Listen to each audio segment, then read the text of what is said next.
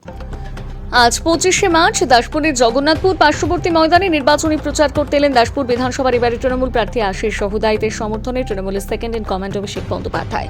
প্রথমে তিনি হেলিকপ্টার অবতরণ করার সাথে সাথে সভামঞ্চে পৌঁছন। সভামঞ্চ থেকে উপস্থিত দলের নেতৃত্বদের ধন্যবাদ জ্ঞাপন করেন। তারপর শুরু করেন বক্তব্যের প্রথমে তিনি দাসপুরের মানুষকে বিশেষ প্রতিশ্রুতি দেন। সেগুলো হলো বাড়ি বাড়ি পৌঁছে দেওয়া হবে পানীয় জলের সুব্যবস্থা, দুয়ারে দুয়ারে স্বাস্থ্য পরিষেবার বিশেষ ক্যাম্প, এবারে নির্বাচনে জিতলে বয়স্ক ব্যক্তিদের জন্য বার্ধক্য ভাতা, সাথে যাদের কাঁচা বাড়ি রয়েছে তাদের পাকা বাড়ির ব্যবস্থা।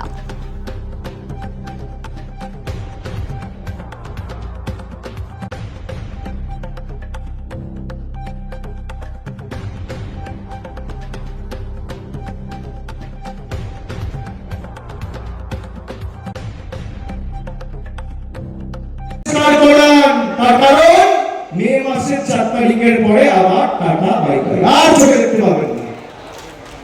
বহিরাগত আসে, বহিরাগত যায়, বাংলা নিজের মেয়েকেই চায়।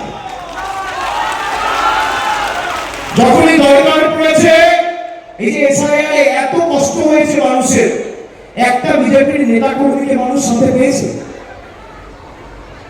একটা নেতা কর্মী মানুষের পাশে গিয়ে দাঁড়িয়েছে। বিভিন্ন ব্লকে, টাউনে, জেলা স্তরে কন্ট্রোল রুম থেকে শুরু করে বাংলার ভোট রক্ষা শিবির করেছে কে? তৃণমূল কংগ্রেস। আবারকে আপনার সুখে, আপনার আনন্দে আপনি তৃণমূলকে হয়তো পাননি, কিন্তু আপনার দুঃখে আর বিপদে কেউ থাকুক আর না থাকুক, মমতা ব্যানার্জি আর তৃণমূলের প্রতিনিধিরা ছিল, আছে, থাকুক, এটাই পার্থক্য।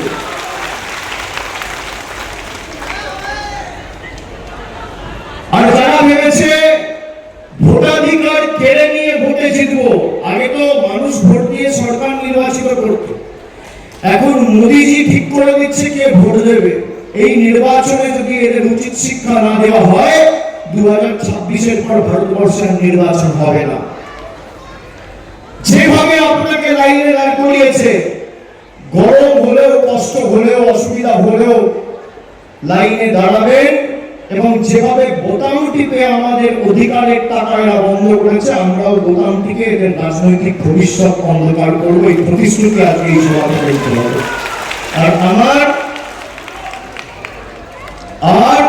আমার আপনার সবার প্রার্থী, মামাটি মানুষের প্রার্থী, জোড়াফুলের প্রার্থী, দাসপুরের প্রার্থী, মমতা ব্যানার্জির প্রার্থী, তৃণমূল কংগ্রেসের প্রার্থী, বাংলার প্রার্থী বহিরাগতদের বিতাড়িত করবে যে আশিস সহুদাইতকে আগামী 23 তারিখ ঘাসের উপর জোড়া ফুল চিহ্নে ভোট দিয়ে বিপুল বিপুল ভোটে জেতাতে হবে। জেতাবেন তো? দুটো অঞ্চলে আমরা পিছিয়ে আছি, আমি কিন্তু রেজাল্ট জানি। একটা হচ্ছে রানীচক, তাই তো, আর একটা কি